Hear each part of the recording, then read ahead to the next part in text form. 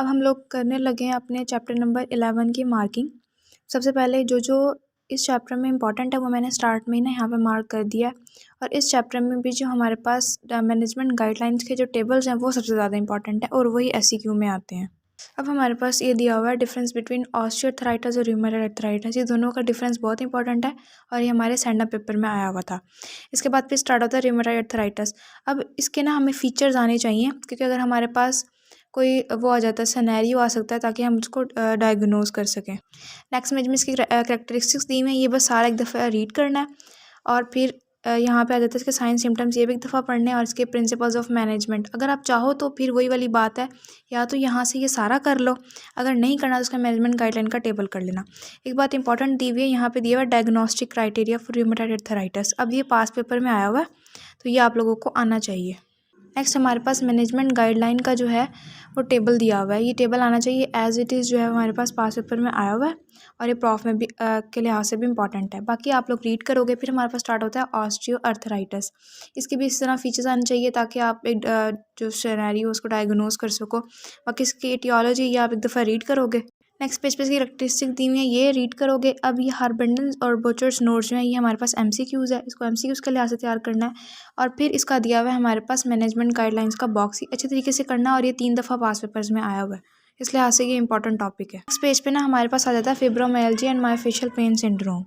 अब इसमें क्या है कि इन दोनों का ना ये जो सिमिलैरिटीज डिफरेंस है, ये दोनों बहुत इंपॉर्टेंट है, ये आने चाहिए और आपको इन दोनों की मैनेजमेंट आनी चाहिए।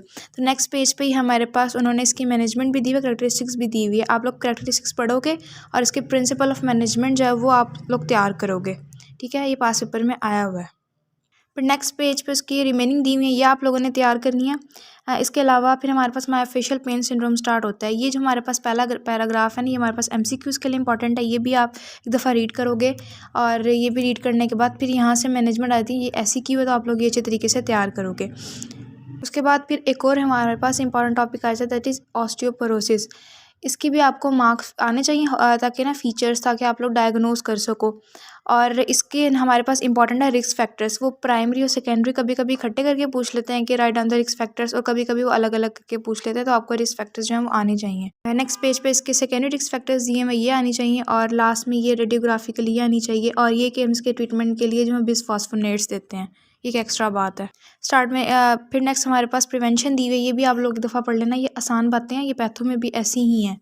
ओके, बस ये फिर आप लोगों ने सारी दफ़ा रीड करना है, और रीड करने के बाद यहाँ से इसकी रिकमेंडेशंस पढ़ लेनी है कि अगर आपके पास ऑस्टियोपोरोसिस होगा तो आप लोग कौन कौन सी एक्सरसाइज रिकमेंड करोगे।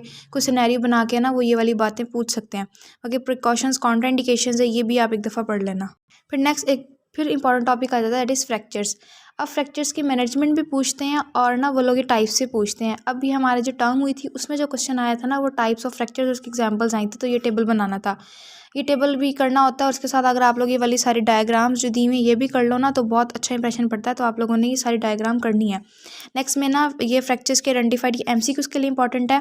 फिर इसके रिस्क फैक्टर्स दिए हुए हैं, और ये हमारे पास साइन एंड सिम्टम्स। अभी साइन एंड सिम्टम्स है ना, ये बहुत इंपॉर्टेंट है, ये पास पेपर में क्वेश्चन आया हुआ है। और फिर नेक्स्ट पेज पे ये जो सारा दिया हुआ है ना, ये फेसेस एक आप बस इसको एक दफ़ा ना पढ़ लेना, इतने जो है ये ज़रूरी फेसेस नहीं है, बस एक दफ़ा रीड कर लेना। बस ये है कि इंटरनल फिक्सेशन हीलिंग टाइम आप लोगों को पता होना चाहिए। फिर ये टाइप्स ऑफ ना एब्नॉर्मल हीलिंग बताई हुई है, ये MCQs है, तो आप लोग ये पढ़ोगे। बाकी फिर नेक्स्ट पेज पे इसकी कॉम्प्लिकेशंस दी हुई है, ये अच्छे तरीके से पढ़ लेनी है। और फिर इसकी मैनेजमेंट आ जाती है। मैनेजमेंट आपको पोस्ट फ्रैक्चर वाली भी आनी चाहिए, मतलब ये कि मैनेजमेंट आपको पीरियड ऑफ इमोबिलाइजेशन वाली भी आनी चाहिए, और आपको ना ये पोस्ट इमोबिलाइजेशन वाली भी जो है ना वो मैनेजमेंट आनी चाहिए। लास्ट में ना इसके क्वेश्चंस दिए हुए हैं, इन क्वेश्चंस के ना साथ जो जो आंसर हैं उनके मैंने पेज नंबर 7 मेंशन कर दिए हैं, तो आप लोग दफ़ा ये भी लास्ट में पढ़ लेना।